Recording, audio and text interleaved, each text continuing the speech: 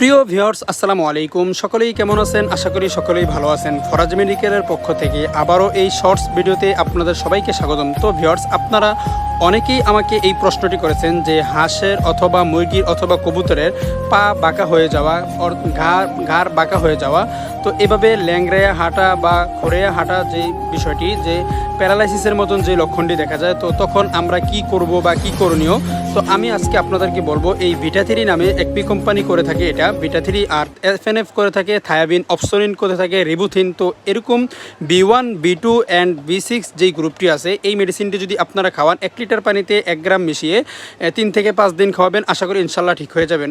আর এমন এই শর্টস ভিডিওগুলো পেতে আমার এই চ্যানেলটি এখনও যারা সাবস্ক্রাইব করেননি তারা চ্যানেলটিকে সাবস্ক্রাইব করে দিবেন। আর ইতিমধ্যে যারা সাবস্ক্রাইব করেছেন তাদেরকে অসংখ্য ধন্যবাদ। তো ভিউয়ার্স, আজ এই পর্যন্ত। ভালো থাকবেন, সুস্থ থাকবেন। আল্লাহ হাফেজ, আসসালামু আলাইকুম।